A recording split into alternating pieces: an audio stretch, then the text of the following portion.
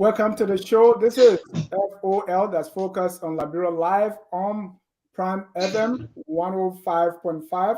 We are broadcasting from Atlanta, Georgia.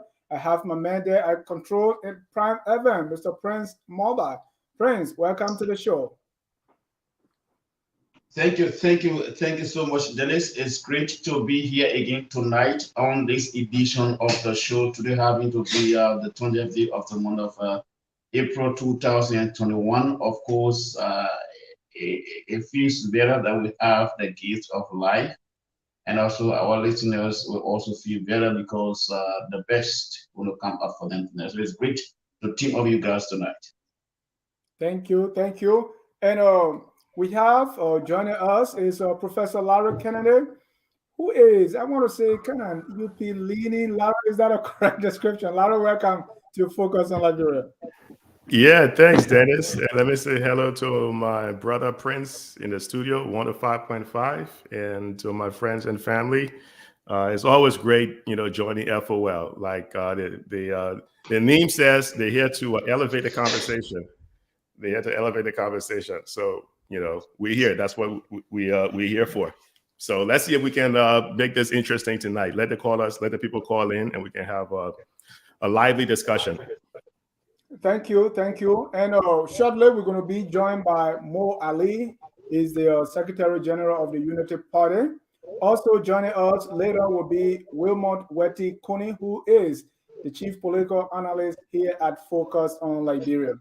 Our topic tonight, we're going to be discussing the UP, the ANC, and the CPP Withdrawal Clause. The CPP Withdrawal Clause is an issue now that is before the NEC, that's the National Elections Commission. And in fact, tomorrow, the Election Commission will be giving its ruling concerning the case involving the CPP at one end and the Unity Party. Again, I said we're going to be joined by Mr. Mo Ali, who is a member or Secretary General of the Unity Party. We're sorry Councillor Toh could not be here tonight because they are preparing for the ruling of the NEC, so he's not with us tonight, but he's going to be joining us later this week or even next week. Really want to have the councillor here to break it up for us. So let's begin by highlighting some of the issues that we're going to be talking about. See, the CPP Withdrawal Clause. First of all, what is it? And let me put that on the screen and read that for you, for our viewers who may not be aware or who may not be familiar with the CPP Withdrawal Clause. And it reads, that's Section 8.5, the laws of membership, and 8.5.2 is withdrawal. It reads, a constituent party desiring to withdraw from the CPP shall first exhaust the dispute resolution mechanism stipulated in this framework document. If the constituent party which has satisfied the dispute resolution mechanism is not satisfied with the outcome, it shall file a resolution to withdraw from the CPP, signed and duly executed by 2/3 of its National Executive Committee. It being understood, however, that a party withdrawing from the alliance prior to the next presidential, legislative, and local elections shall not field candidates in its name. That's the CPP Withdrawal Clause there. So some of the issues we're going to be looking at tonight. What is your understanding of the CPP Withdrawal Clause or the Withdrawal Clause of the CPP framework document? Does the clause violate the constitutional right of anyone or any political party to associate or not to associate? Does it? Is the CPP Withdrawal Clause protected under Article 25 of the Liberian Constitution that talk about contracts? Do you believe the withdrawal clause was surreptitiously accepted by the ANC after the document was already signed? Do you believe the Unity Party has completed its withdrawal from the CPP as per Article 8.5 of the framework document? Don't forget the NEC rules in the case tomorrow. So we're going to be previewing that and looking into our crystal ball to see what we're going to expect. If the NEC rules in favor of LP or the CPP, what does it say about 2023? And given the press conference of the Unity Party, which Ministry has a threat, what should we expect from the Norfolk County by-election? Also, don't forget the CPP, everybody is in court, right? And people are saying, should rats expect justice in the court where cat is the judge? You don't want to miss it. It's going to be interesting. It's going to be exciting. Again, welcome to the show. Larry, let's get this started. Yeah, I see LIB with two Country Debo posting a question out there. So we want to get the people involved until Mo Ali joins. And we can start with the questions the topics you listed, and then or we can jump directly into some of the questions they're asking. So whichever way you want to take it.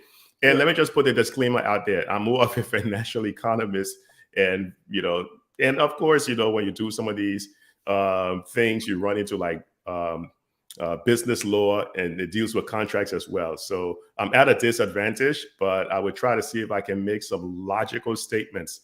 And of course, usually I try to say things that are based on facts. I'm not going to be saying things that are just based on some abstract belief.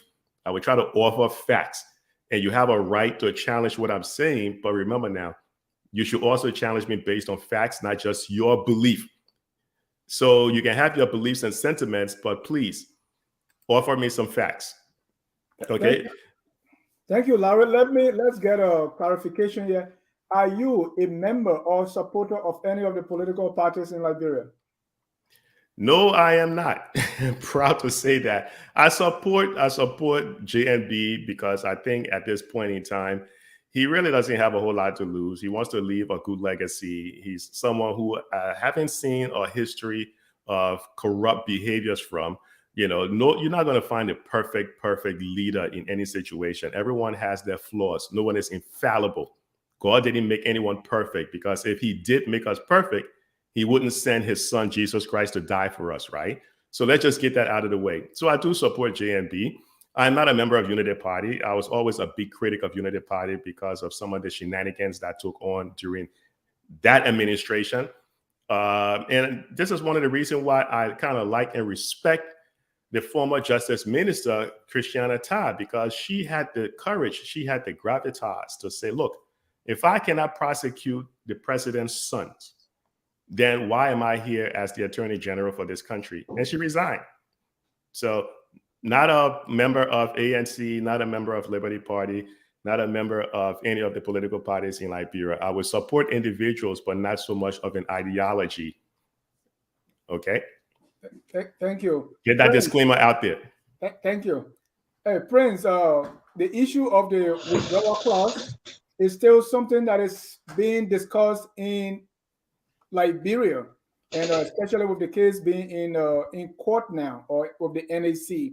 What is the latest on the debate about the withdrawal clause in Liberia? Thank you, Dennis. Well,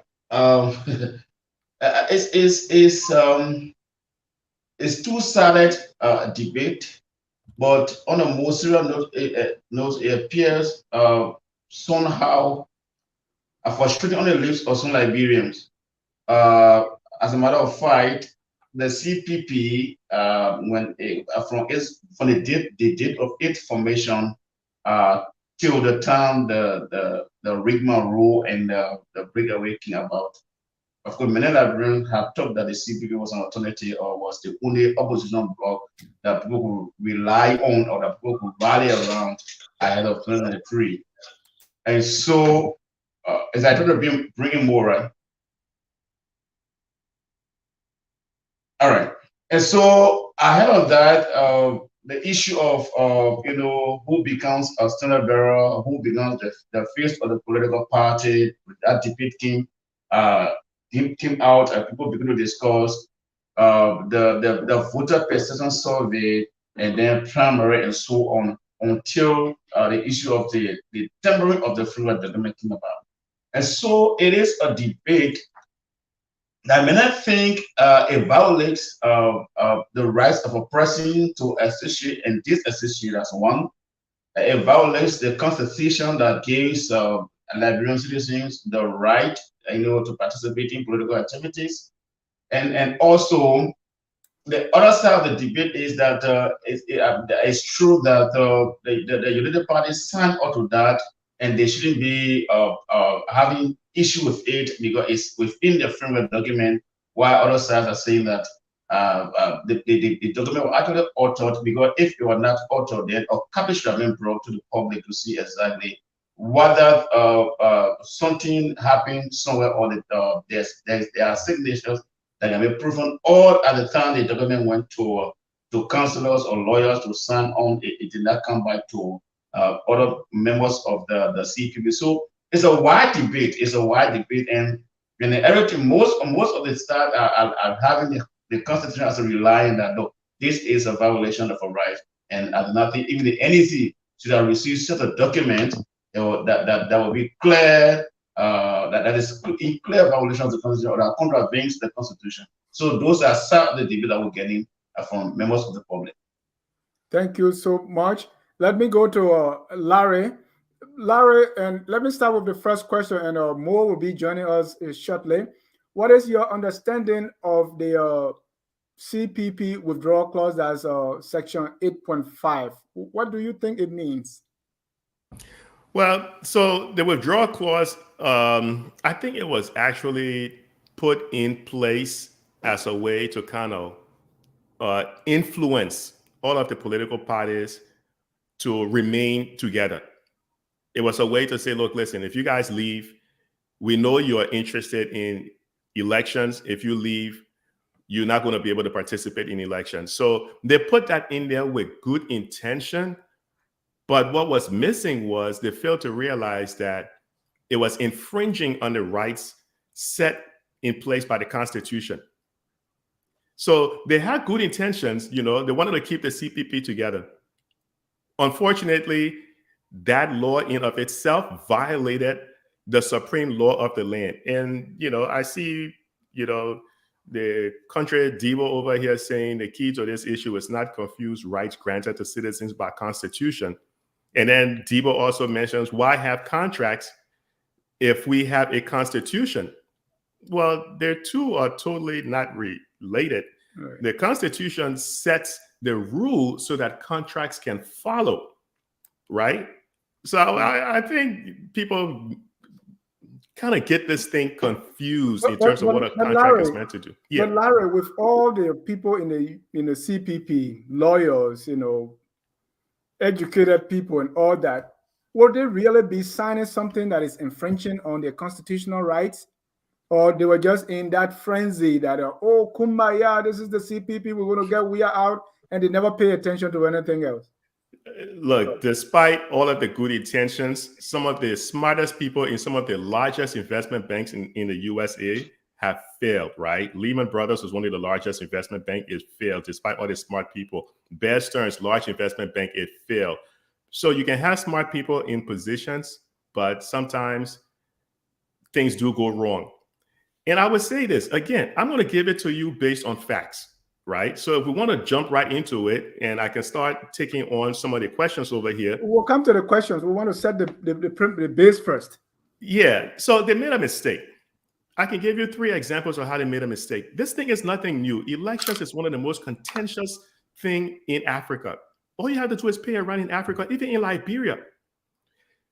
And take, for example, and the reason why, I don't know if you want me to bring up the statement by Musa Dean right now. No, let me stop you there. We're being joined by Mo Ali. He's the Secretary General of the Unity Party. Mo, welcome to Focus on Liberia. Well, thank you. I appreciate being on Focus on Liberia for the first time, and I'm happy to interact with all of you. Thank you. No, Mo, this is your second time. You were on the Hour of Politics. Oh, really? Yeah, with Ansonis here, the political bulldog. But okay, yeah. That's true. That was. Yeah. That was some months back. Yeah, that's true. I appreciate the reminder. Thank you. Thank you. And Mo, we want to start with the CPP Withdrawal Clause, which I want to read that for your hearing, even though you are very much familiar with it. It says a constituent party desiring to withdraw from the CPP shall first exhaust the dispute resolution mechanism stipulated in this framework document. If the constituent party, which has satisfied the dispute resolution mechanism, is not satisfied with the outcome, it shall file a resolution to withdraw from the CPP, signed and duly executed by 2/3 of its National Executive Committee. It being understood, however, that a party withdrawing from the alliance prior to the next presidential, legislative, and local election shall not field candidates in its name. Mr. Ali, you were part of this. You wrote this. What does it mean? No, before we go to what does it mean, okay. The first thing is the framework document that was signed had absolutely no such clause within it. Okay. The only thing that we knew was in that framework document that was signed on May 19, 2020 is parties can leave the CPP in several ways. Number one, the political party can resign from the CPP. And that was under section 5.1 in that framework document. Okay. Political party can resign from the CPP. Number two, you can lose your membership if the Elections Commission dissolve that particular political party, or the Election Commission dissolves the CPP. Number three, you can be expelled if you are found guilty of maligning the character of other leaders of the CPP or another political party. Yeah. Number four, if you do not live up to your financial obligations to the CPP, you can be expelled. So all along, those were the exit clause that we knew in the CPP. Of course, the electoral laws of this country states that before you enter a political alliance or collaboration, you must have a resolution from your executive committee that will be signed by 50% plus one absolute majority of your executive committee members. So that is the law. So where this clause came from are some of the things that brought up the confusion within the CPP. Because it was very strange. And when we started hearing about it, that's how people began saying, well, we don't know about this clause and it's surfacing here in the CPP. We need to know how it came there. Yeah. So these are the things that started the problem. Thank you. And for the sake of our readers, that particular CPP framework document that was signed via Zoom, I have it here, and I want to read from it, right? That's still section 8.5, laws of membership. Decertification. A constituent political party shall lose its membership after decertification by the National Election Commission. Next, 2, withdrawal. A constituent party desiring to withdraw from the CPP shall first exhaust the dispute resolution mechanism stipulated in this framework document. If the constituent party, which has satisfied the dispute resolution mechanism, is not satisfied with the outcome, it shall file a resolution to withdraw from the CPP, signed and duly executed by 2/3 of its membership of its National Executive Committee. That party withdrawing from the alliance prior to the next presidential election and local election. Oh, okay, this is the old one. Shall not feed candidates in its name. So, sorry about that. So but that's the same thing you're talking about. Yeah. No, sorry. That's the same thing. That's the same thing. So, in your view, this particular clause was not there at all. No, we didn't even discuss it.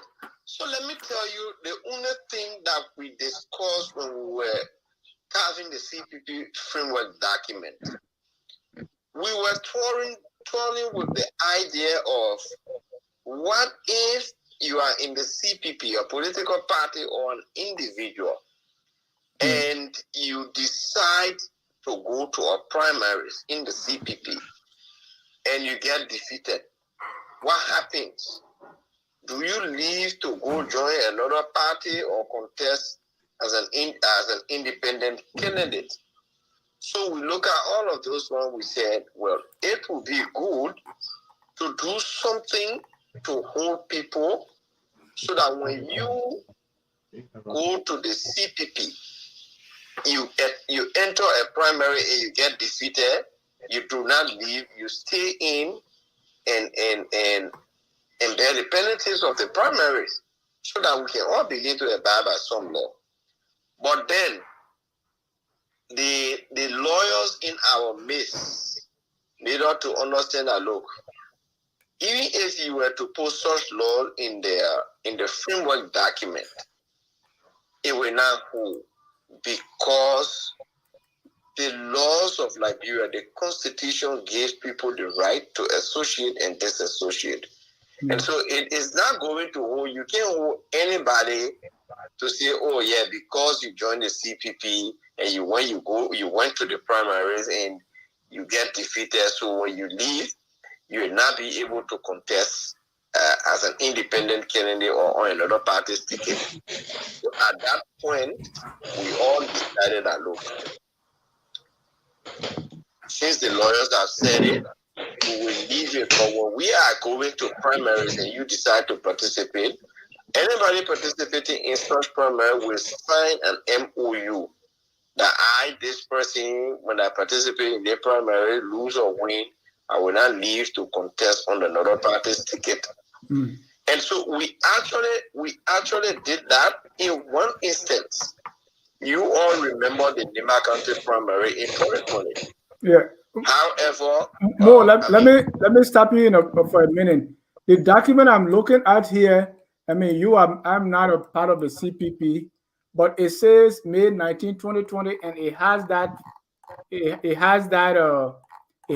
clause.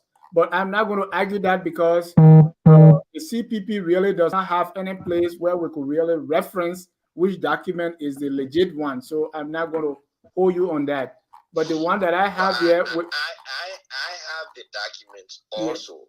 Yeah. Remember, I am one of the originators of the document. Yeah. And that particular original document that was signed, it's not the one that was submitted. Okay. But I just like to end on what I was saying. Okay. And so we noticed that people went to the primaries, Tawongwe and Wahoni. Edith Gonglo, where they signed all of those MOU, memorandum of understanding. Tawongwe got defeated. He left from there, left the CPP, and went and contested our independent candidate. So those are some of the same things we were saying. So we do not have control over what the Constitution says, and we cannot stop people because the Constitution says you can't stop them. Until you can change the laws, you cannot hold people for what is unlawful. Thank you. And if you can you send me a copy of that document that you have, just for my own record? Because what I have here, which says May 19, 2020, says that has a withdrawal clause. And I can't argue with you on that, because you are the custodian of this document. As we are speaking, let me see if I can check my computer while we were conducting this interview to see if I can get that document for you. All right, thank you. The next thing before I bring in Larry or Prince is from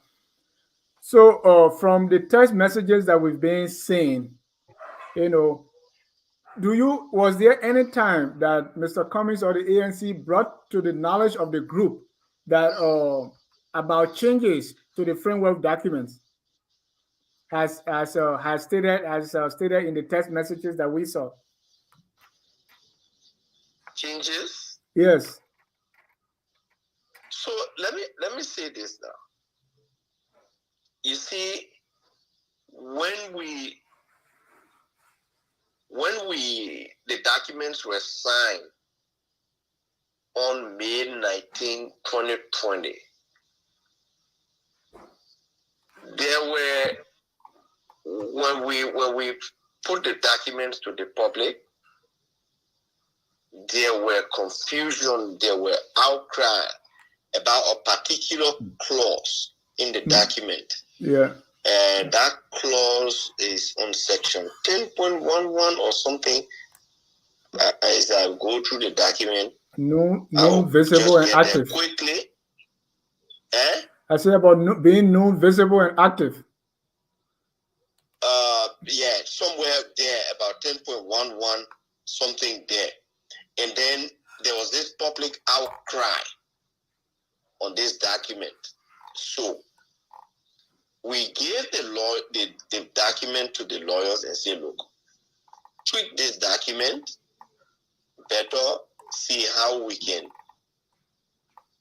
do it in a way that we eliminate all of these things. And so we gave it to the lawyers. The question there is, after the lawyers went through with it, they made their recommendations, it was submitted to the CPP leadership, the National Advisory Council, in a meeting held at the Liberty Party old headquarters. Now, after that, the procedure should have been, look, we will send this document to the political parties so that the parties can review it and submit it to their executive committee. They ratify it, because it was a whole amendment process. Right.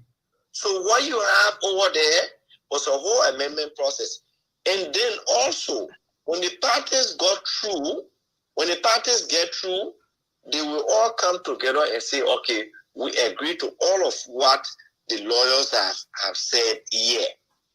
Interestingly, the parties did not come together to say, okay, we have agreed to these amendments, and so we will move ahead now to adopt it as an amended framework document. Why? Why was that? Oh, well, I shouldn't be answering that question. By then, the Unity Party was not heading the CPP. It was the ANC that was heading. And I know we conducted investigation on the same allegation thing. I was a member of that investigative committee. We outlined all of the procedural errors that were made, that the parties should have come together, review the document, the recommendations made by the lawyers, adapt it before they can sign that amendment. All those things did not happen. Yeah, before I go to my other colleagues, so if those things did not happen, why didn't you sound the alarm then? Now you see, this is the question that comes more often. Why didn't you sign the alarm? Because, you know, when I carry the document around for signing, right. I carry 5 copies around for signatures. Those 5 copies were to be, each copy, after it has been notarized by the leadership of the CPP, each copy should have had 1 for party. Right. And after that, I hope you're paying attention. Right, because there are 4 parties and then there are 5 copies. Exactly. Mm-hmm. The 5th copy will be submitted to the National Elections Commission for the certification of the CPP. That's how it was supposed to be. Right. That's what we know we should have done. But we didn't do that. Now, also, another point we found out during our investigation, the document that is filed with the NEC is a photocopy. What was signed were all in colors. The party logos on those documents were in color. They were not photocopied. They were not in black and white. Because it has always been a requirement of the NEC that when you I said the NEC does not take photocopies, right? Yes, that's what we know. And so when we started the investigation, we went to NEC and realized that this was a photocopy. Now, but it was Mr. Ure who started blowing alarm. And here's how we got to know. Musa Belete appeared on the Stone Talk and started reading this particular section that you just quoting. So it caught every one of us attention. We said, well, we got to look at the document. And so I even asked Musa, I said, give me a copy of that document you read it from. He sent it to me. And it was strange. That's how Mr. Ure started blowing the alarm last year, August. So he formally filed a complaint because all the time we were working, we did not receive our copies of the framework document. I just sent the original copy to you. Thank you. Thank you. And when you open it, go straight to section 5.5. And on the particular clause you're talking about, I'll also tell you something else. The lawyers, when they presented their recommendations, there were 10 issues that they raised. Right. Issues Some arising. of them yes. It's called issues arising for lawyers, for review of framework, that collaborative framework document. Those issues that were raised, there are some they did not conclude on. One of them, issue 5, is this particular thing. The lawyer said, we will write the Elections Commission to know the legality as to when a party can be eligible to field a candidate when they leave the collaboration while the framework document is still active. They say we will write, in fact, the exact language is, we will draft a letter. And that is strange, right? For lawyers not to know and asking non-lawyers. That was kind of strange. But listen to the language. They say we will write on this point. Now, I sent you the source document because there must be an original document. The document that was given to the lawyers. Here is what baffles everyone. The document that was given to the lawyer, there was no such thing as withdrawal clause. Okay. Who told the lawyers that when somebody withdraw, they will not seek anything for the lawyers to say, okay, since that is the case, we will write NEC. Somebody must have brought it to the attention of the lawyers because it was not part of the original document. Now, I send you that document. Look to section 5.5. Open it, look to section 5.5 where you see loss of membership. So if we give you the original document, we say, look at the document, tweak it for all. And it's not there, but then you say, but we want to write this organization to find out whether the thing is possible. It suggests to me that somebody must have told you that. Mm-hmm.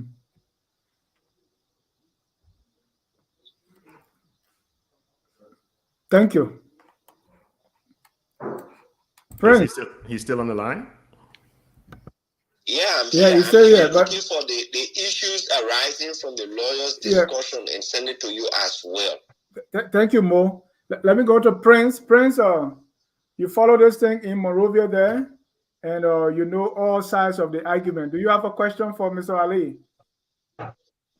Yes, I have a question for him because it confuses me if Mr. Cummings, in one of his responses at the court, can say there's no original framework document dated, May 19, 2020.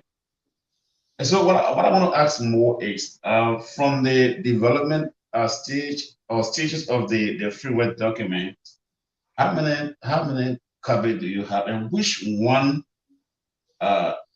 is the original, is it the one that that the lawyer went to review, and they're supposed to have submitted it back to the political parties and show this to the same one according to you that may not have reached back to the party and it was submitted to the NEC.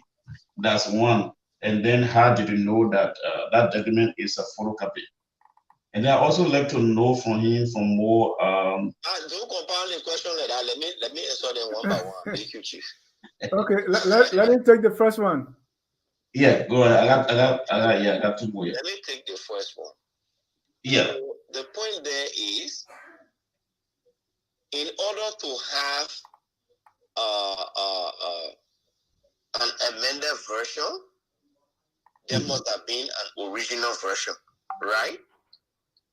Right. So when we drafted the CPP framework document, we sent it to the political parties. That was sometimes in June, July 2019. The political parties, their executive committees review the framework document, went on, make their input, and send it back to the committee. When it was sent back to the committee, which I was part of, the drafting committee, incorporated the recommendations from the political parties and resubmitted it. And after that, then we created a validation committee. I was also part of that validation committee. So then the validation committee, we validated the framework document up to April 25, 2020. We completed the validation of the framework document. And by April 26, that's why that version, before it was signed, you will see only April 25, 2020. After we completed it, we submitted it to the parties through their respective representatives on the committee. The parties accepted, endorsed it, and then the signing ceremony was planned for. First, it was planned for May 7th. It did not hold. We rescheduled it to May 19th because that was the COVID time. And because of that, the regulations on the COVID thing, we didn't even gather to do the signing ceremony. It was done on Zoom. And I organized the program. I MC it. So, because it was signed on May 19, 2020, so we had to change the date on the cover page from April 25, the date which it was completed, the validation was completed, to May 19, because that is the official day we presented the CPP framework document to the people of Liberia in the war and signed it to say we exist today as a political collaboration. Thank you. All right. So Thank you. Document, the one that I sent you, you have with you, Dennis. Right. It is this document now that we gave to the lawyers after that public outcry and say, look at the document, go through it, make some inputs and recommendations, and give it back to the political parties. Right. And in that document, the whole idea of withdrawal was not even addressed at all. You have the document right before you. Yeah. So it's the only place you have loss of membership is section 5.5. Go through it and read it for the audience. Yeah, Let them hear it. I read it, but it's kind of strange, right? That you will have a document and you didn't give room if anybody wanted to withdraw. You didn't really consider that part at all. No. Read section 5.5. Yep. Read section 5.5. Right. Section 5.5. Read it. A political party resigns from the alliance for cause, or is you're talking about an alliance member may lose his or membership when that person resigns. So the political party can resign for cause. That day you see that you say, okay. Okay. I don't want to collaborate with Prince again because the Constitution provides that you can collaborate freely and you can live freely. You see that you say, I don't like Prince. Therefore, I don't want to be friendly with Prince again. Nobody will force a friendship with him. But I don't want to be in a collaboration of Prince again. You leave. That's why I say political party can resign from the alliance. So go ahead and read the other ones. Yeah, you said a political party resigned from the alliance for cause or is dissolved by the National Election Commission, and the causes shall be not limited to inaction, the party consistently malign, consistent violation, and so forth and so forth. The political party consistently refuse or neglect to fulfill its financial obligation, or the party is found guilty of violating the provision of this agreement. Those were the conditions for them to resign. So I got it. Prince, what's your next question? Yeah, so my next question, that will be the last. So more you have told the Liberian people in the world, those are watching you, that there's nothing that 8.5, you are not aware of that the next area on red. And which, of course, in my mind, yeah. My brother, that is the reason why I send the source document to you. Yeah, I agree. So my question now is, in my mind, as an independent, journalist and a Liberian citizen, that in my mind contravenes the constitution that has that talks about contract, that talks about freedom of, association and disassociation. So, as a member of the Unity Party and the Secretary General for that matter, have you any disappointment on the part of the NEC to have received such a document that in fact contravenes the constitution? So the point is, firstly, here's my first disappointment with the NEC. Consistently, when we communicate with the NEC and we carry documents in black and white, they don't accept it. They always want documents presented to them to be in color, because for the purpose of the logo, for example, they want to see clearly which logo the particular parties carry, what are the colors in it, what are the futures. And black and white will not show you the colors. So even communication, when you send, they can ask you in color. And I'll give you one typical example that happened to us recently. When we went to register our candidate, the candidate's tax clearance was in black and white. They extracted it from the document and they gave it back to him. They said, go and bring it in color. So it is a huge disappointment that a document that could bring potential conflicts in the country, a document of that nature, they carry to you in black and white, and you accept it, and you did not call the attention of everybody in the CPP to say, look, the document you brought, that black and white, right, that was wrong. That is disappointing. Right. So Mo, what do you have to show to convince anyone? Like the issue is with NEC now. What do you have to tell them, or is it a matter of you say, I say? When you say what do we? How do you convince the NEC and the public that this was inserted afterwards? How you do that? But if we went to the hearing to NEC, the people provided their evidence. They provided that they produced their witnesses, and we testified. We produced our witnesses. Tomorrow the NEC will rule by 3 p.m. like time. We wait and hear what the NEC says. And more than that, the case is also in court. But I have also sent you the issues arising from the review of the framework document. Go to count 5, issue 5 on that, and read it out loud for the public to hear what the lawyers say and what their disposition was. So the public can hear it. Because most of these things, the public do not know. So people just go and say, oh, the people signed the document. Oh, the people signed the document. Read count 5. Open it and read count 5 on our issues arising from the lawyers' review of the framework document. Let the public know how the whole thing came about. And you know the lawyers too. The lawyers didn't anyway, because after the report from the committee that Madam Kaga Lawrence set up, The lawyer said, this thing here is getting political. Our hand not there, our foot not there. That really complicated issue. But let me bring in Larry. Let me bring in Larry before you come. Yeah. Before Please bring me in before I fall asleep over here. Yeah. Mo, how you doing, my man? Yeah, hello, I'm listening. Okay. So quick question for you first. What exactly is the NEC expected to rule on?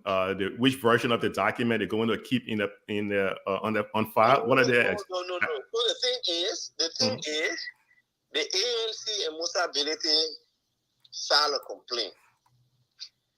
They say the Unity Party should be barred from fielding a candidate in the local senatorial elections because we signed up to the document, and this is a clause in the document that says so. So the NEC should ban us. And we went there with several arguments. One of our first arguments is that, look, the NEC does not have the jurisdiction to issue rights, to rule on issues of rights. People contesting in election is an issue of rights. That the NEC can declare that one day. Yet, the court of law. And also, if you said, assuming without a meeting, like the lawyers will usually say, that we signed that document, and that clause was there, that contract, right? If we violated the contract, it is not the NEC to interpret whether the contract was violated or not. If you feel that you enter a contract with somebody and the person violated the contract, you go to the court. You take the person to the court for damages and injuries that their violation of the contract may have caused you. Let the court be the one to interpret. That's the second point we made. Then the third point of all, we say, look, we did not sign this document. We did not sign it. This was not the document we signed on May 19th. And then our lawyers also argue that, assuming without admitting that we signed this document, but this document, this clause is in violation of Article 17 of the Constitution, which says people and organizations have the right to associate and disassociate. And Article 2 says any law or statute that runs contrary to the Constitution, to the extent of it, that inconsistency is null and void. Thank you. Yeah. So Mo, let me come in a second. So two things. First of all, I totally agree with you in terms of what you're saying, and the people viewing can agree to disagree. But I totally agree with Mo for several reasons. Let me tell you why, Mo. In the 2017 case of, I think it was Sandor Johnson versus Edwin Snow, the opinion in that case, when you check, because remember that Edwin Snow at the time was representative in Monrovia County, and he was looking to change his domicile. He wanted to run over in another county, right? He was looking to run over in, I think it was Bumming. Yeah, Bumming. Right? So they tried to block him, saying that he didn't have residency over in Bumming in order to do that. And it went up to the Supreme Court. The Supreme Court ruled against the NEC in that instance, saying that, look, listen, Article 77 of the Constitution gives everybody the right to vote, regardless of where you stand. The NEC cannot create laws because laws are created by the legislature. So the NEC cannot create laws that kind of circumvent or supersede the Constitution. So Mo is right in that instance. The NEC does not have the jurisdiction to do this. In fact, also in the case of, this was the case, I think it was a guy running for representative, and it was Amos Sibo, something like that. In that particular case, and this is where Musa Dean, in fact, was also a party to that case. So when Musa Dean put out that statement he put out, there was a reason he put that statement out, because in that case as well, the Supreme Court ruled that the NEC in of itself, certain rights you have that is enshrined in the Constitution, and everything that is being done has to be done with the Constitution being the supreme law of the land. There's ample amount of evidence on the Supreme Court has ruled against in instances where it came up to people voting. So there's no way, no shape, no form that I can see Liberty Party losing this one. So let's just kind of toss that one out the window, because Liberty Party is going to win this thing, even if it were to go to the Supreme Court. You mean Unity Party? Oh, Unity Party. Thank you for that correction. Thank you for that correction. So Mo is right on that, right? Mo made reference to the statement, the document he sent to me from the lawyer statement, issues arising, right? And issue number 5 and background. What happens if a member resigns after committing to this framework document? Will it be allowed to feature candidates in ensuing elections after committing to the framework document? I don't know, ensuing, but it said ensuring. No, but Dennis, the point is, you can. This is what people seem to be missing. People just believe that because you have a contract or you have an agreement. Hold on, then the lawyer disposition. The committee has drafted a letter seeking the NEC to confirm its understanding of the elections law and regulation on the point in time wherein a member party of a collaboration would not be allowed to feed candidates in elections while the agreement is still valid. I find this very troubling, right? So, Mo, what was the background? So first, that's why I'm saying, that's why I sent you the original framework document. Right. Because when you read throughout the framework document, right, there is nothing there like that when somebody withdraw, they can see candidate, right? Right. So the first question we kept asking, where did this come from to surface in the lawyer's review? Number one. Right. Number two, even the letter they say, and you read the language, they say we will draft a letter. Right. So where did it come from to get in the lawyer's review? What was the lawyers responding to here? Exactly. So that's our question. That is our point of confusion. But all of you selected those lawyers. So did the lawyers not tell you? No. So I will come to that point. Right. We went to NEC to find out if the lawyers actually ever wrote such a letter. And the NEC said, no, they never received any such letter.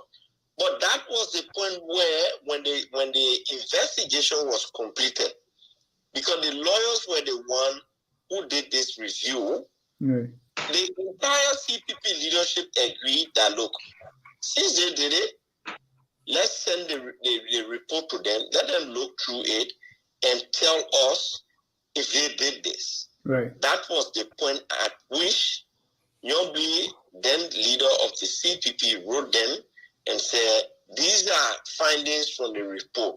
Right. Can you look at it and tell us what you did and advise the CPP on how we can move forward? And what they say? Instead of them helping us, right, they went and wrote letter how the whole issue has become what they think? Political. The whole issue has become political, and so they cannot comment. So the question I asked them the other day, I think you said the whole issue has become political.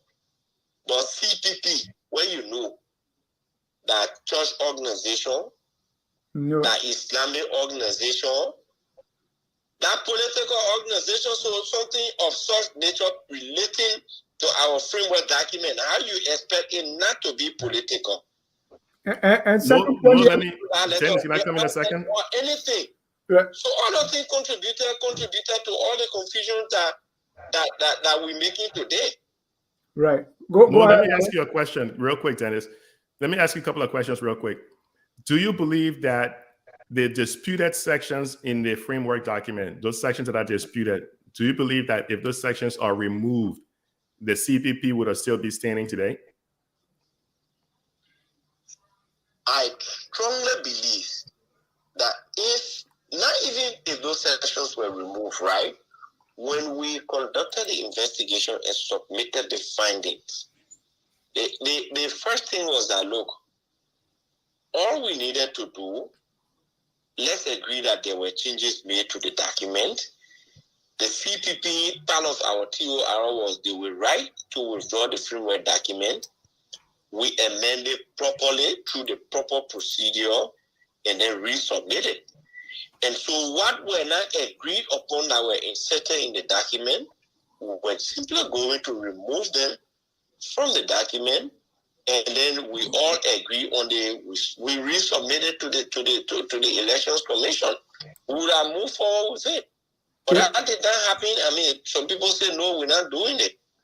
Right. So more again, my question here is it's issue number 5 and background. What happens if a member resigns after committing to this framework document? Will it be allowed to feature candidates in the ensuing elections after committing to the framework document?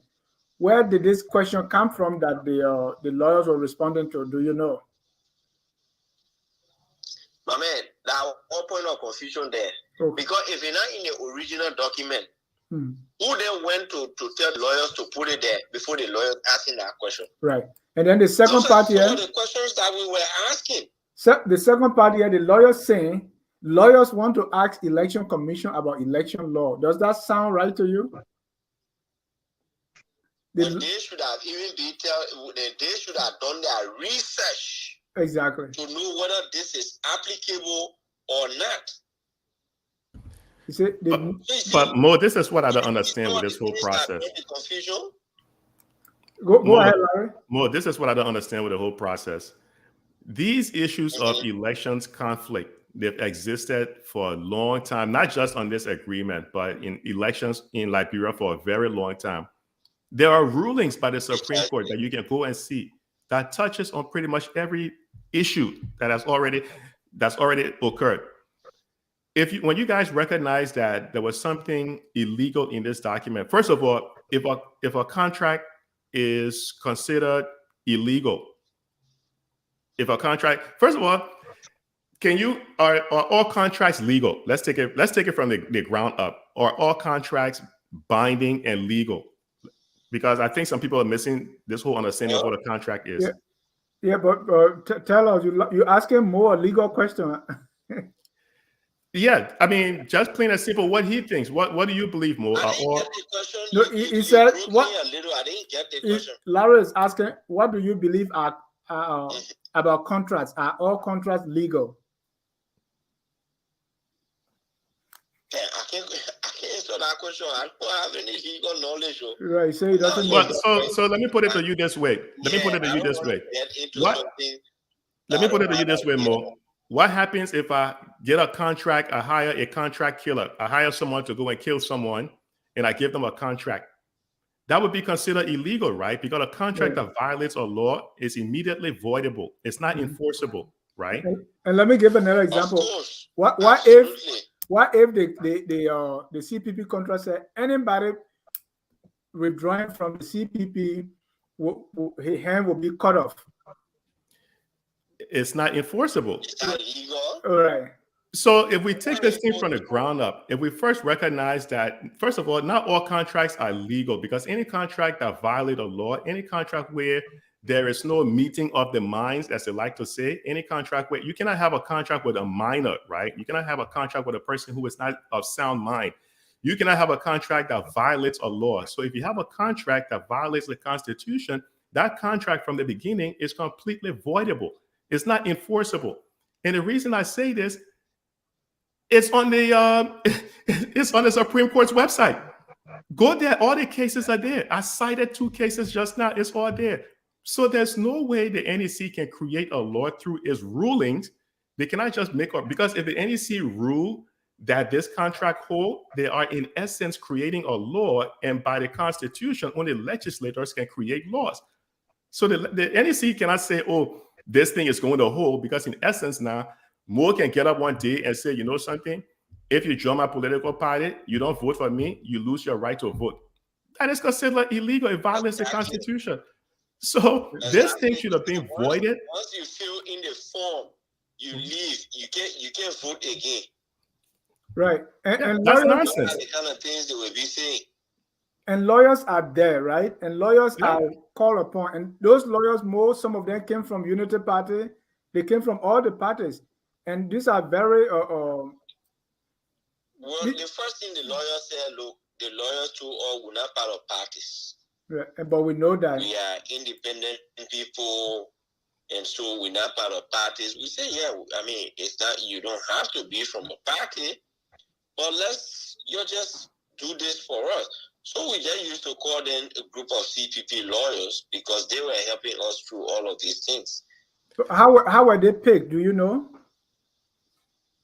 We didn't pay them. No, picked. Like, how were they selected? Oh, okay. So the thing is, each party recommended lawyer, but after recommendations, everybody had to agree. So we, for example, we say, okay, so can we talk to Councillor Benedict Sano to be there? So we have 4 lawyers. The Liberty Party recommended former Associate Justice Cabinet Jane, and then the ALP asked what's his name, Kofi Woods, and then we had what the guy named, the human rights lawyer, Councillor Finde Kanga, was asked by the ANC to represent them. But basically, it was not on the basis of partisanship. It was just because, okay, who can get in touch with this other lawyer for us to talk to them to agree to be a part of the team. So they just all collectively did it. All right. So Dennis, one last question before you jump to the line. Mo, there was something you said early on that grabbed my attention. Early on, you said that I believe there was another election in another county, and you mentioned something about your guys had to sign MOU with people participating in that election. Nimba. In Nimba. And that MOU was... So during the 2020 election, right. During the 2020 election, Nimba County was highly contested for between the ANC and the Liberty Party. So we went into primaries. So before entering the primaries, we asked the 2 contestants to sign a memorandum of understanding. That memorandum of understanding, when you enter the primaries, you agree you go through it, and you are defeated.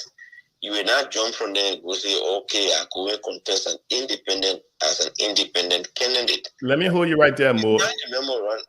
Isn't that in essence the same violation of what's happening right now? Because you're doing an MOU where you're telling someone.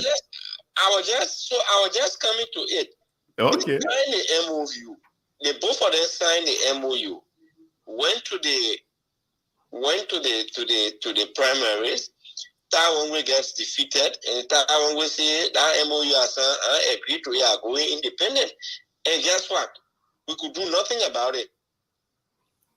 But and let me put my question on the table again, Mo. Mo, let me put my question on the table again. Do you believe the MOU was a violation of Thai's constitutional right? Your opinion, do you believe that MOU violated Thai's constitutional right? Because in essence, it sounds like the same thing that is happening now. Yeah, so that's what I said from the beginning. We said we were arguing as to whether we should include it in the framework document. But when the lawyers argued that, look, you include this thing in the framework document, it's basically a violation of rights. And so it will not be enforceable. So there's no need hurting your head to put it there. So we just said, okay, in order to hold people to their consciences, when they agree to go to primaries, they will sign this MOU. We know that it's not enforceable, but we say that people live by their respective consciences. And just sign the MOU. When you agree to go to the primaries and you defeated, you leave from there, you won't go to run independent.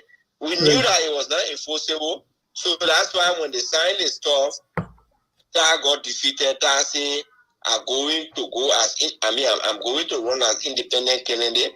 We could not take him to court. Right. Because we knew that I got you. Something that was enforceable. More the argument people, your friends from the ANC are making is this is like the non-compete clause. I'm working for a health IT company, so we have clients, we have vendors, we have competitors. If I'm not with my company today, for 2 years, I can work with any of our competitors. I can work with any of my clients. I can't work with any of the people I work with or has vendors while I'm with the company. So ANC folks are saying this is the same thing. This is not compete. We are using, or the ANC logo is a combination of all 4 logos. So if you leave, you can make our flag incomplete.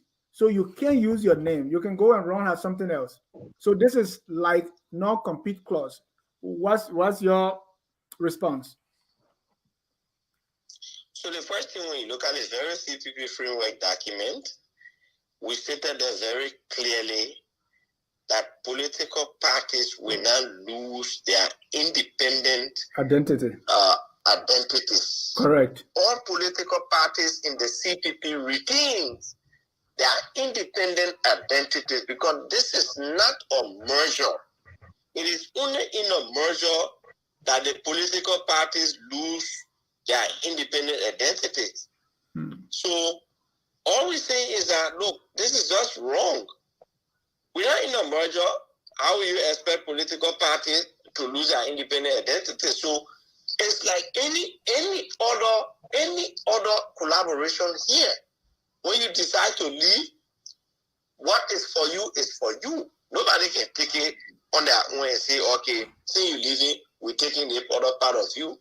No, it's not right. Right. No, I'm talking about the non-compete clause. Like I cited the example with my company, right? ANC guys are saying this is the same thing. It's not illegal. No, that's what I'm saying. It doesn't hold like that with collaborations and alliances. In an alliance, every party remains a political party. And that's why we were still operating as independent political parties. You notice that even when we were in the CPP, the ANC were always, when Yomlikanga Lawrence was the chair of the CPP, didn't you notice that the ANC was always issuing press releases under their flag, under their letterhead as ANC? Yeah, Go check the records. Yeah, all the parties did it. And at one point in time, not all the parties, at one point in time, we even. So that's what I'm saying. Because we say every party will maintain their independent identity. At one point in time, we say, well, ANC, you are issuing press releases for everything. Why is it like that? Who came up to defend the ANC? Yombli Kanga was chair. Yombli said, well, everybody has the right to issue statements on their own. So once that was happening, you could operate in your independent capacity as a party. It didn't make you to lose it. So that thing the talking cannot hold because people were still operating. The only thing we could not do is that you could not field a candidate in an election while you were still part of the CPP. You were feeling under the banner of the CPP. But you didn't stop operating as a political party. Thank you. So, ladies and gentlemen, if you are just joining us, this is Focus on Liberia Live on Prime FM 105.5. Anytime now, Prince, or you can open the line for our local audience in Monrovia. So, tomorrow the NEC will be ruling. The NEC will be ruling. Let's preview this. What do we expect? But Prince, please announce the number to our audience in Liberia. All right, so welcome to the program. If you in Liberia, you're following, you want to be part of this conversation, you can call us on 0770-1051, 0770-1051 is the telephone line. You can call. We're going to pick it up. Of course, the guys in the state will going to answer your question. If you have a question, if you have a comment to make, you can do that. Our guest today is Muhammad Ali, Secretary General of the Unity Party here in Liberia. So call us on 0770-1051, 0770-1051 is the number. You can call and be part of the program. We have a caller on the line. Let me try this and see how it looks like. Good evening. What's your name? Where you call from? Good evening. In the Batula calling from Brother. All right, so just hold the line. Dennis, are you getting the caller? All right, excellent. Go ahead. Make your points. Thank you very much. Good evening. You know, I must admit, the confusion between the CPP, Mo has said it all. They did go into that CPP, especially the Liberty Party, and did with sincerity. And all were exhausted to have this together. For Kunney was consistently refusing with the intent that he has our ability to get into something that is here. So here it is. We are watching and waiting tomorrow. Thank you. Thank you. And the other caller is on the line. Let me pick it up from here. Oh, you switched off the line. So call 0770-1051, 0770-1051. If you like to follow me, you can have your point. Good evening. Good evening to the panelists in studio, and let me say good evening to the LG, the more hardworking LG in the country.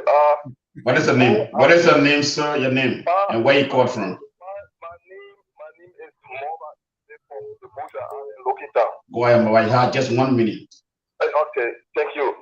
Let me thank my LG for his estimation, his 100% estimation, and I think for us, we take nothing less but to see Unity Party Kennedy.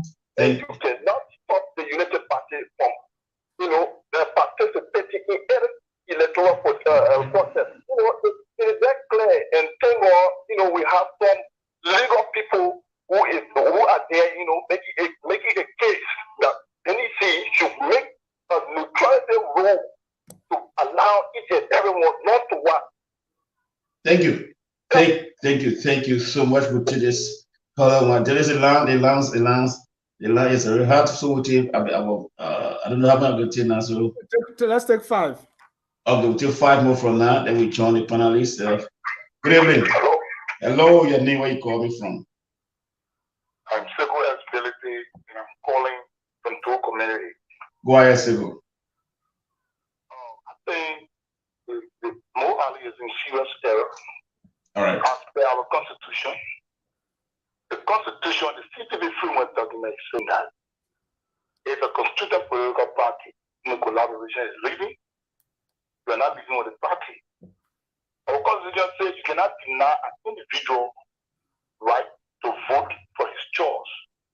As an institution, the CPP framework document not saying that Joseph Barker or those people that are in the United Party will not have the right to vote or to participate in election. They're saying that the symbol of Unity Party will not be used to fill any candidate because the 4 political institutions came together to make a law. But Mo is also saying that he's not aware of that particular clause that you're talking about. What you said, Mo say, Mo there can talk too much in this country. The fact was there to make that particular. The first thing that come up in the framework document, just know that clause that they put in the framework document. Thank you, brother. Thank you. We'll take this one. After you will take 3 more. Good evening, your name, where you call us from? Hello, sir. Hello, you live on the radio. Okay, he's off, so I will take 3 from here. Hello? Hello? I can't call you, hold the line. Call down 0770-1051, 0770-1051. This is from FNE partnership with Focus on Liberia. From the US, we are discussing the CPP. Tonight we have in studio Mo Ali, the Secretary General of the former ruling Unity Party, in studio making case. Good evening, sir. Your name, where you call us from? I'm calling from Johnsonville, Monrovia County. Go ahead, sir. You have just a minute. For you, will take 3 more. Okay. Thank you. I want us to be even in this country. All right. What Mo Ali is saying that nobody will be taken. We don't believe that the other people on the other hand back get another document. Can you think that people in here will be big one who say that when you go in another corner and try to do a document and send it to you? Thank you. But can you also believe what Busa believed and the rest are saying? Thanks. Thank you for making your point. We have caller here from there. We'll take 2 more. We join Dennis and the guys. Good evening, your name, where you call us from? I did not get your name clear. This is Fire Pendua. All right, from Ghana. Go ahead, Fire. Okay, I want to ask more. Should the neck rule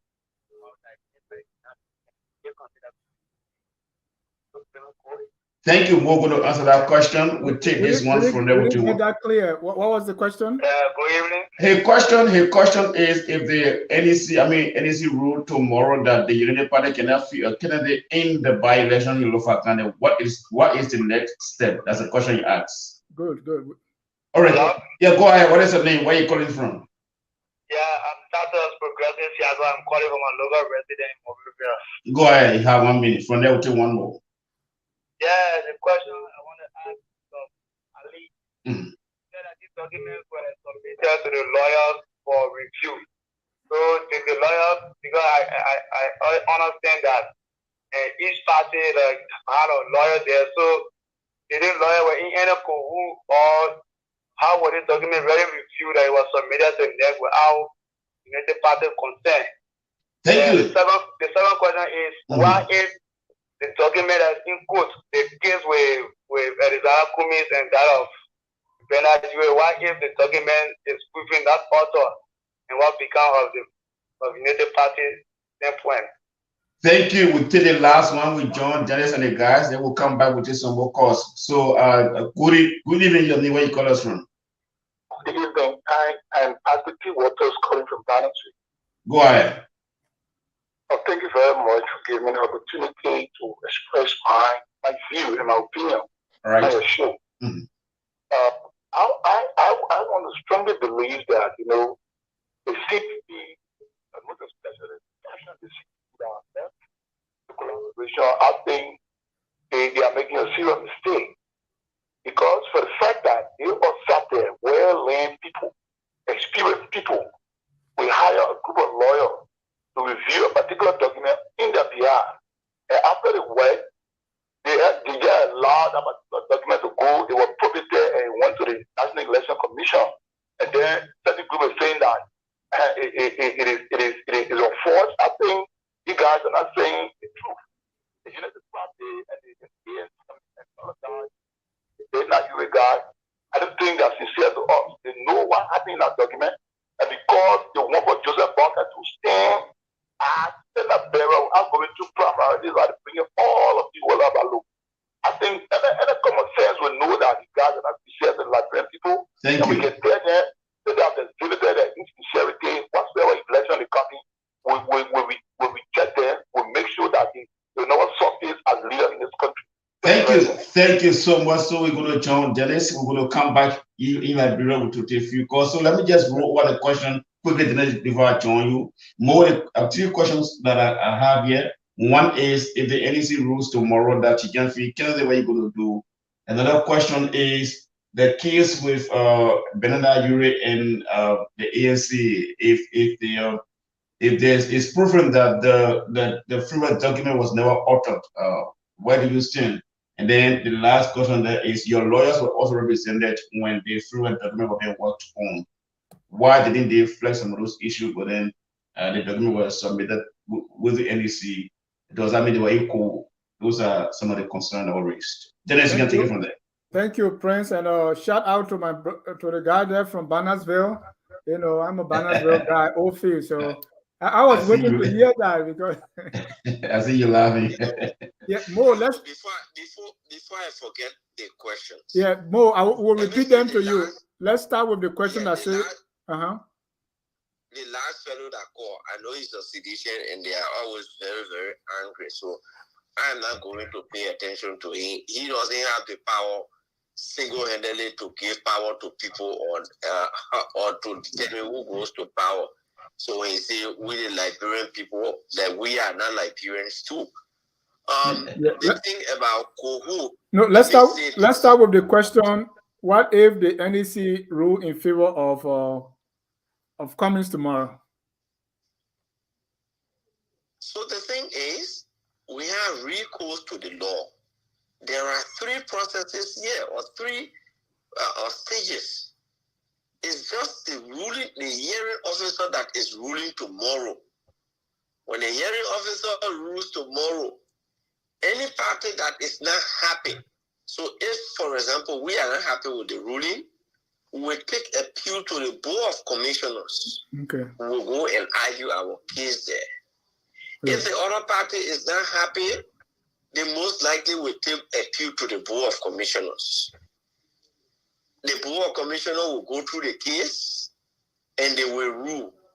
Any party that's not happy, then we take final appeal to the Supreme Court of Liberia. That's how it is done. Okay. And so until it can reach the Supreme Court and the Supreme Court rules, we're not necessarily on hypothetical if the other person. So the Supreme Court will always be the last resort. Right. So, and that would be the same question with the case involving and the exactly. The Supreme Court will be the final bus stop. When the Supreme Court say, okay, this is it, then if you win, you go, you celebrate. If you lose, you wipe your banana, you go, you sit down to your horse.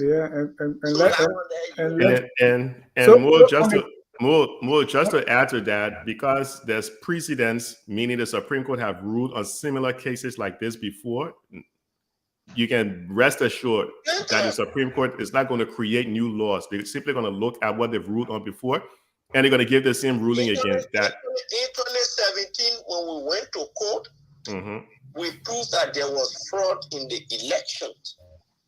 The Supreme Court ruled, they say, we agree there were fraud, but they are not egregious enough as to overturn the result. Yeah. So Maud, the next question is the lawyers. The caller said, were the lawyers in cahoots? I will not go as far as accusing the lawyer of being in cahoots. But were they kind of lazy, or did they not were they not thorough enough? The lawyers did their review. They did their recommendations and they submitted it to the CPP leadership. The next step that should have followed, those recommendations and the review should have been sent to the political parties for them to look at it, review them thoroughly, and ratify them. By that you mean they agree to it or they do not agree to it. Right. The fact that the lawyers submitted their part were done, it was the fault and the misstep and the misprocedure by the leadership of the CPP not to have sent those recommendations and not amended copy to the parties for ratification. And when you say the leadership of the CPP, you mean Mr. Cummings and the ANC? So I would. Yeah, we lost you briefly there. You said the leadership of the CPP, meaning Mr. Cummings and the ANC. So I was saying the leadership of the CPP then should have sent the amended copy from the lawyers to the political parties to review them and then ratify. By that, I may agree. The fact that that was not done, it cannot be the fault of the lawyers. No, what I mean when you say leadership, you are referring to Mr. Cummings and the ANC. Of course, they were heading the CPP. So if the leadership did not do what it's supposed to do, what did you do, the other constituent parties? Did you bring that up? So you see, that is the point where, again, they should have come out to inform us that, yes, the lawyers did the review, even though the parties did not come to ratify it, but can we submit it as that document that we are signing? Do you take any responsibility also? I don't take responsibility because we were not informed. And let me tell you something. Even you did not know the process of the lawyers that they were going to bring the document, but you were not aware that the lawyers responded? No. I stated clearly. Right. The lawyers came, they submitted the documents. Right. Those documents should have been transmitted to the parties by the CPP leadership then. They did not do it. Right. Now, and you too, you did nothing? There is another argument that the ANC people make. They say, we signed the lawyers fresh on the amended copy.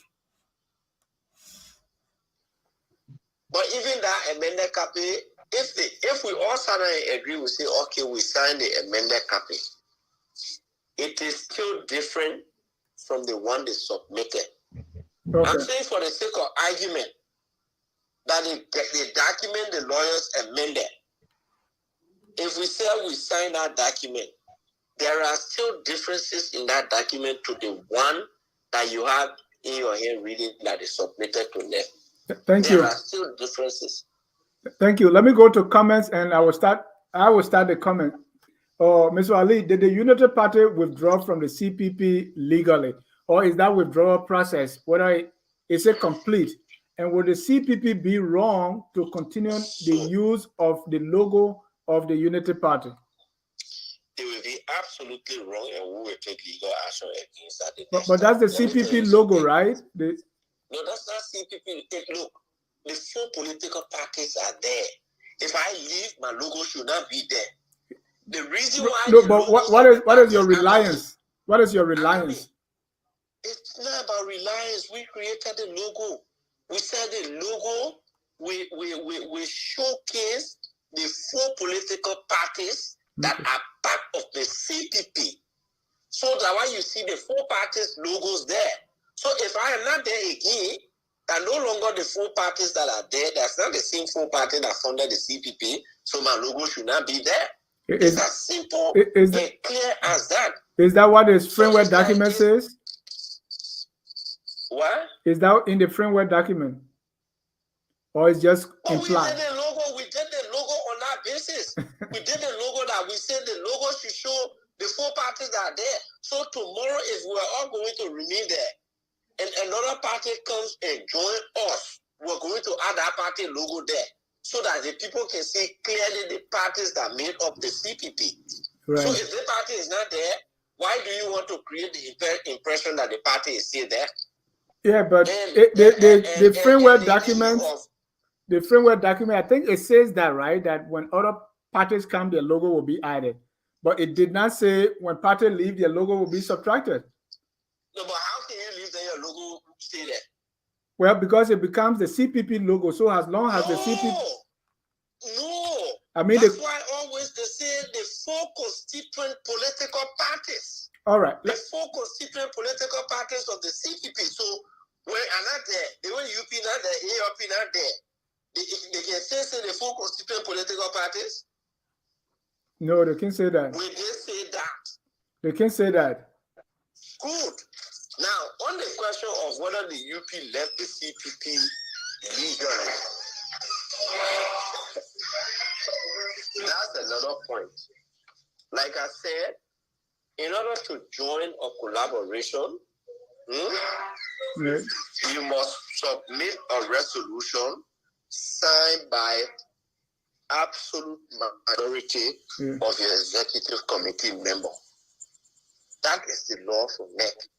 You sign that resolution, you say, we attended a meeting and our executive committee member in the majority agreed to form a collaboration with the ALP. Here is our resolution to prove that. In keeping with Article 8.5 of the new election law, you sign the resolution, you notarize it, you submit it.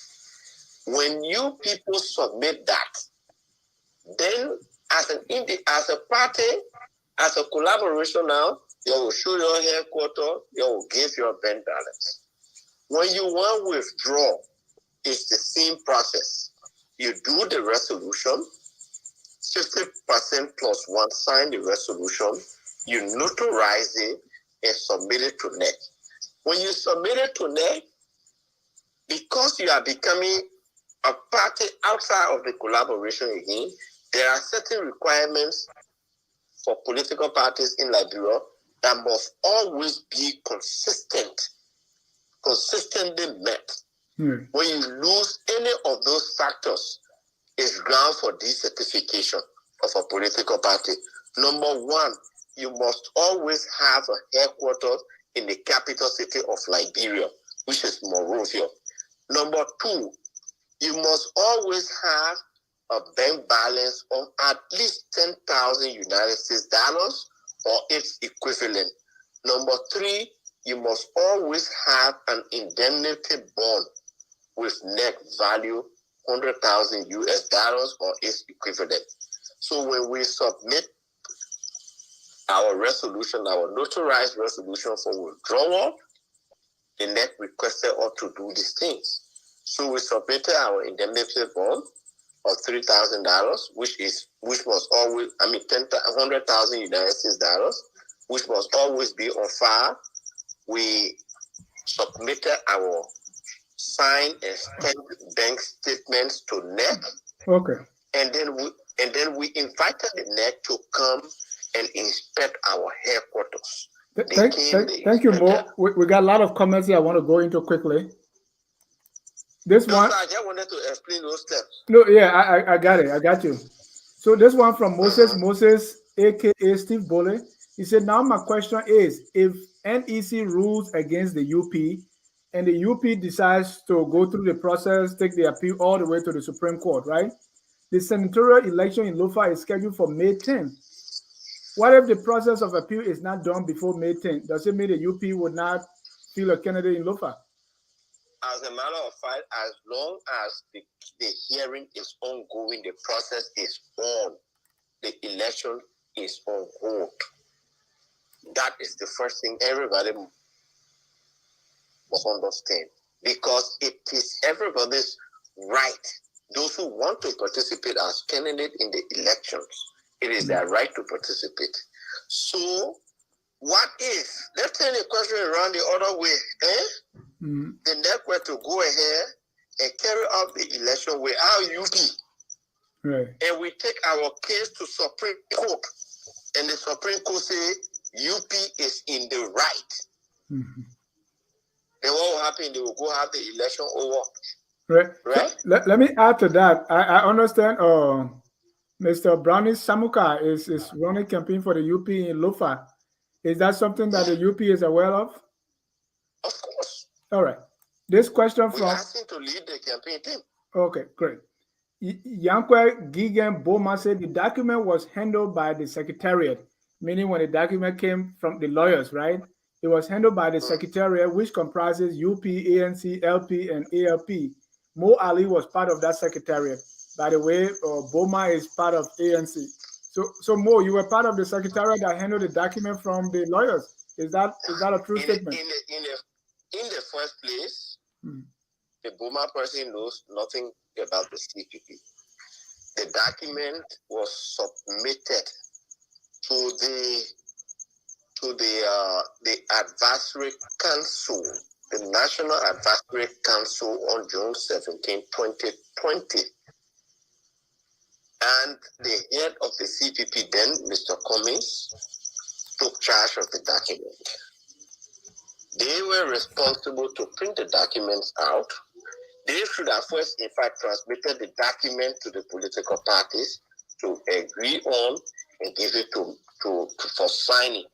Those things did not happen, number one. Number two, by then, I was not a member of the CPP Secretariat. I became a member of the CPP Secretariat in September 2020 when I was elected as Secretary General of the CPP. So that person needs to go and sit down. They know nothing about the CPP. What if the president wants to sit down? What you would do? Yeah, I would say that. William King said, Dennis, a non-compete clause is commercial and business law, and to protect commercial trading and patents and corporate secrets against espionage. So William, therefore, so you got to earn it. Live 2 Contra Devil say, asking people who only work in government to address issues surrounding non-compete is like asking a mosquito to drive. Come on. More comments here. So another question from Live 2 say, here is my question. If the CPP contract isn't binding, what is not part of the filing papers with the NEC? If it was binding at filing and during the by-election, what then is the illegality? Should and would candidates who prevail on CPP tickets be nullified based on the invalidation of the contract as noted by those who are calling a violation in the contract. Mo, you get that? You say you ran on this thing? So let me ask you a question. Mm-hmm. The first thing is that when you withdraw from the CPP, you go back to your party. But let me ask you a question. Go ahead. We lost Mo right there. Ladies and gentlemen, the program you are watching is focused on Liberia live on 105.5 FM. That's Prime FM. We're going to take a short break and we will be right back. At Focus on Liberia, we discuss everything Liberia, from education to politics, arts and culture, entertainment, agriculture, history, religion, family, and technology. Focus on Liberia uncovers and showcases the best of Liberia and shows the world the truth about Liberia. We educate, elevate, and promote all things Liberia. We conduct interviews, panel discussions, debates, and more. Tune in to Focus on Liberia on Facebook and YouTube and be a part of the stories that make up the news. This is Focus on Liberia, and I am Dennis Jah. Welcome back. Mo, complete your thoughts, and then we'll send it over to Prince in Monrovia for a few more calls. So the question I wanted to ask LRB is this. What about those that get elected on the party ticket and they disagree with the party and resign from the party? Do they get thrown out of the legislature? No. So the people go to election in this country. They do not elect political parties. They elect the individuals.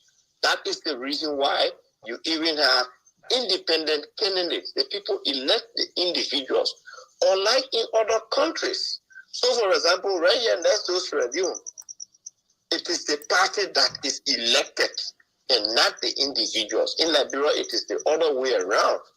Just like in the US, the individuals are elected. So somebody can decide to resign from the UP. It doesn't affect their position or their status in the House of Representatives. But in Sierra Leone, when you are elected on the APC ticket, because the APC is elected, and you resign from the APC, you lose your seat in Parliament. It's not the same thing yet. So that logic, Petu carrying, is for 40 logic. Thank you. Thank you. Two more comments here. This one from Jimmy Eastman. The whole CPP endeavor failed because the participants' intention were disingenuous. Some parties had no intention of a contested standard bearership. Please ask Mo what happened to the recent attempt of UP to collaborate with other parties, maybe called DAL or something. So why you think about that? This other comment coming from. So go ahead. This one from Jackie Saya say, our country needs competent leaders with integrity. None of those job seekers should ever be allowed to serve our people. Your response, and then we can go to more calls. No, I'm not responding to that Jackie person. They elected competent leaders, and we see what the country is degenerating into. That person who I don't know what the person did, the second to the last. I don't know what the person. Jimmy said this it failed because the CPP people, they were disingenuous, and he continues. The CPP experience exemplifies the fact that power is a secret source of political collaboration. Great collaborations between can be highly successful and achieve more than either organization could achieve by itself. No, so the person that talked about the DAL, that's what I wanted to go ahead. So the DAL, the CPP, the Unity Party is not a part of the DAL. The DAL is a collaboration that is in the making of between 8 to 10 political parties. They are forming that alliance with the sole purpose of supporting the Unity Party and Joseph Boakai. So it is in the making. The Professor Alari Tupa is the organizing chairman of that one. We are still in an unofficial collaboration with the ALP and the Yombi Kanga Lawrence Liberty Party. Oh, so the As a Labour. matter of fact, we do everything together. Thank you, Prince. We have callers. Yes. Yeah, we have callers and we can do free call 0770-1051, 0770-1051 is the number you can call to have your say on the program today. Focus on Liberia, live from US and on Prime FM in Monrovia. Hello, sir. Your name, where you call from? Bill Coffee calling from Carway. Go ahead, Bill. Look, I mean, you cannot defend the undefendable. If you listen to Mo Ali critically, you know that the guy is flip-flopping. Because you want to laugh at Liberian people, you know, and we are reasonable people here, you know. Mo Ali, you all have been talking over there, this and that. So let me ask you a quick question. I agree that clause exists within the CPP framework document. But the aspect that has to do with the violation of right, which is in the Constitution, where do you stand? Do you think the violation of rights to individual? The Liberian Constitution gives me the right as an individual citizen to join or to leave an institution or organization. All right. But in the case, it is an organization. The framework document is not saying that Joseph Walker cannot contest. Joseph Walker chose himself. Thank you. There's nothing wrong with that. Thank you. Thank you. We'll take this other call. Good evening. Your name, where you call us from? Good evening. This is H. Brian calling from Central Monrovia. Go ahead, sir. For you, we'll take three.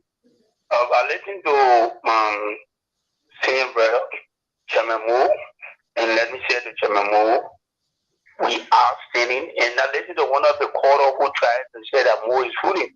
But let me say, when you are coming up in a country to set this person coming into leadership as the country at heart, and when the country is leaving the heart of the man, is destroy the image of the man.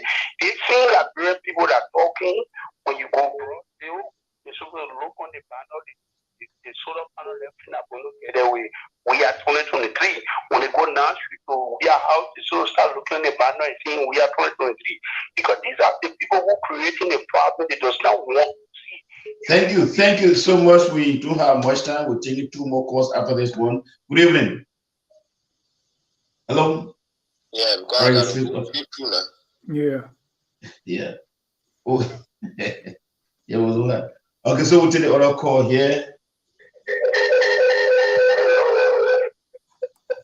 Hello. You have to walk from your radio before I cut you off, please. I'll call up my radio off. All right, your name, sir. My name is PC Kamara. All right, go ahead. From Brownsville. You had just 1 minute. We don't have time. Okay. You know, you keep all of the time.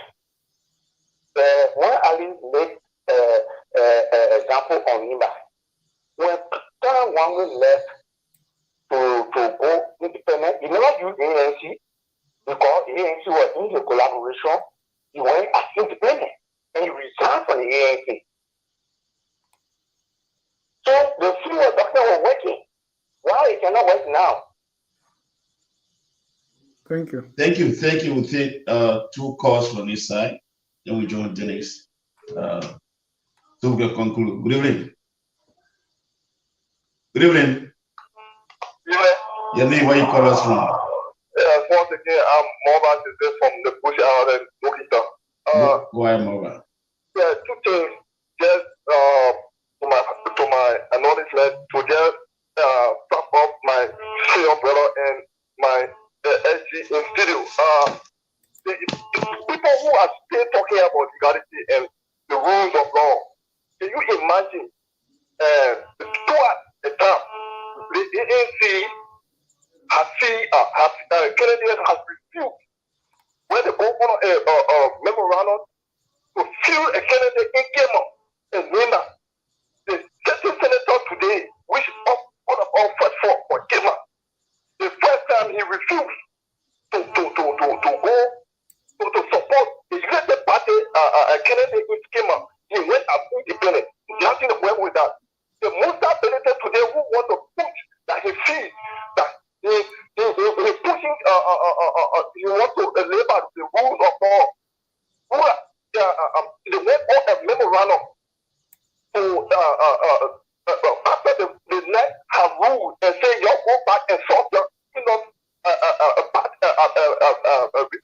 problem and come back. They all went and sat and have a memorandum and signed to it. Today, Mr. Benedict is still moving around and purporting himself as the one, which of all is illegal. If you don't want to live by that signature, that signature, what he fake to.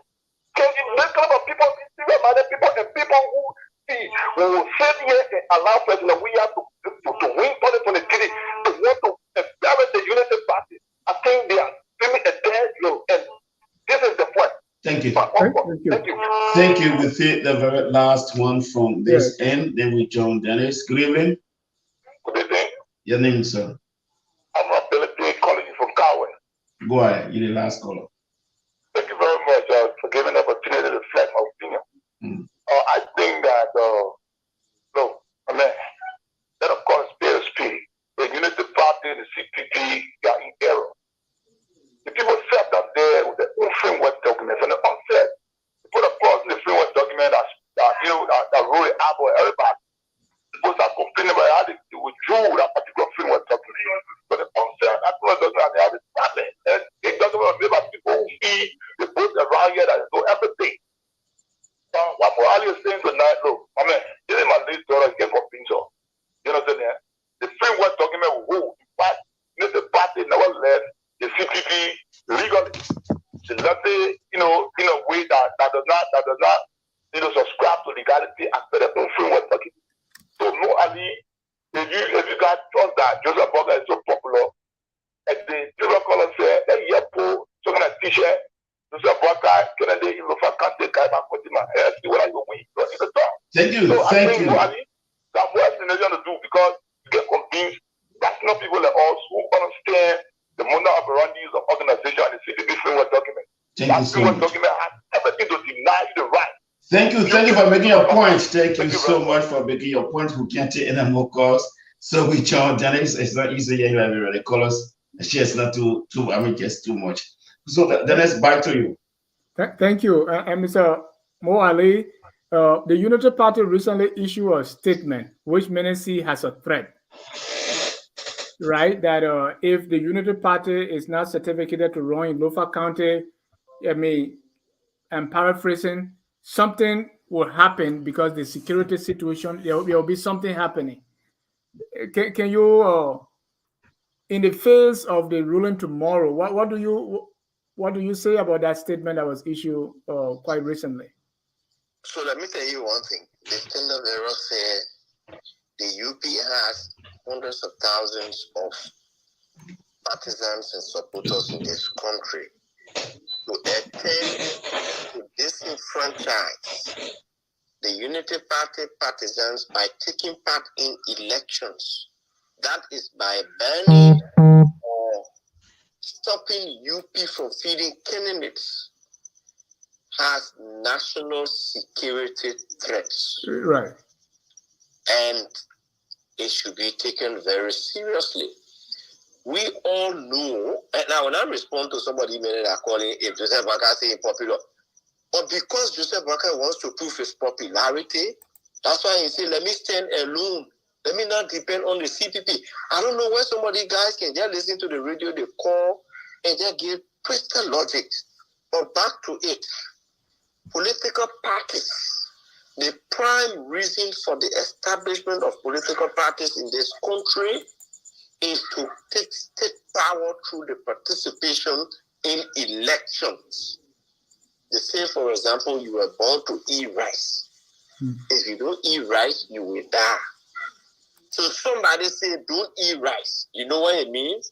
It means they want you to die. They want to deprive you of life.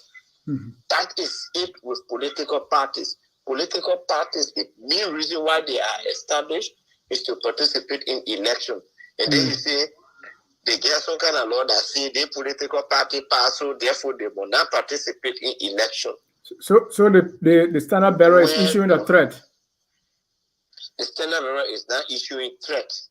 The Standard Bearer is saying that this enfranchising hundreds of thousands of Liberians from exercising their rights freely the way they want. If I want to vote for Unity Party, Unity Party must be on the ballot because they are duly registered under the laws of this country. Until the UP can be decertificated for reasons laid down in laws, there is no law that can stop the UP from fielding candidates in elections. If you did that, you are disenfranchising UP partisans who are in their hundreds of thousands. Right. And that is a threat to national security, for saying thousands of people will now go to the ballot to vote for a candidate of their choice. That's what the Standard Bearer was saying. So what are some of those security implications? That is No.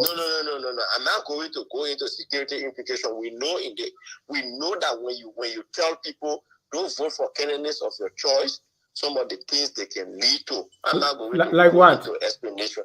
No, I don't know. All right. People are, I mean, the CPP, Unity Party, everybody is in court. What critics are saying is, should rats expect justice in a court where the cat is the judge? Does the UP or the CPP, the Unity Party, do you trust our judicial system, or is that a fair assessment of our judicial system to say, going to Let me tell you something. Let me tell you something. I don't have trust in the judicial system. But on this case, there are instances where even if they do, even themselves do not trust themselves. But the evidence, the preponderance of evidence, they made them say that, look, they want to it will be bad. Like you have a very good student in the class, an excellent student. After you fail with that student, you want to fail them. But you look at it, everybody know that they always scoring in the high 90s and high 80s. You can't feel the person.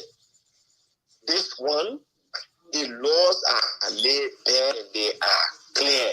So even if you are under the influence of another branch of government, this is just something that you cannot venture around. So we don't worry about that. Thank you. Thank you, Mr. Ali. I know it's late at your end there. So let's absolutely. And I have to get up early morning. Right. So let's get your don't worry about sleeping, man. There's enough rest in the grave. So we got work to do. But let me get your closing comments here. Let's wrap it up. So firstly, like you reminded me, my second time on the show, I enjoy the interactions. I enjoy the exchange of ideas. Those who disagree with my thoughts, I respect their opinions, and this is what our society should be about. We should respect each other's view without resorting to insults and violence. We believe that once we can have the kind of opportunities on these platforms to express ourselves, it will be good for our country. Again, let me state that the Unity Party will have a candidate because the law, LAW, is on our side. We did not commit ourselves to any framework document that would disenfranchise our partisans. Thank you for allowing me to be on your show tonight for this long time. Thank you so much, Mr. Ali, and definitely we want you back. Let's continue talking. Dr. H.B. Formulas once said, it's better to talk because our mouth than I'm gone. So it's better to talk than to go fight. Thank you so much for joining us, and we look forward to more of these discussions. Prince? I appreciate it. Yeah. So thanks a lot, Ali. That's how we come to the end. I think was already his party comment. So it was great. I think we hope that I very sure I loved, to see more and Councillor Aloysius on tonight. So I hope that we're going to bring them together. Monday, probably Monday. Yeah, sure. And so you can wrap it off on the end. This comment, Evans Morrissey, great show tonight, guys. So proud of this platform, a platform of integrity and intellectuals. You have grown so much and you will continue to grow. Don't let anybody fool you about being the biggest platform. Focus on Liberia is. Why? Because we have too many shows, too many programs, diversity of program. I gave you the list right now. And that's how you determine when somebody is big. Hour of Politics, the Roundtable Africa, Sex and Relationship, Tough Talking Thursday, the Literary Hour, FOL Marketplace, the Liberian History Channel, A New Day, the Liberian Dream, On Point, and so on and so forth. So keep it here at Focus on Liberia, where we educate, we elevate, and promote all things Liberia. Tomorrow at 7 Eastern, we're going to be here with Tough Talking Thursday, the most provocative show on television. You don't want to miss it. We want to thank our viewers, also our panelists and guests. Thank you so much for joining us tonight.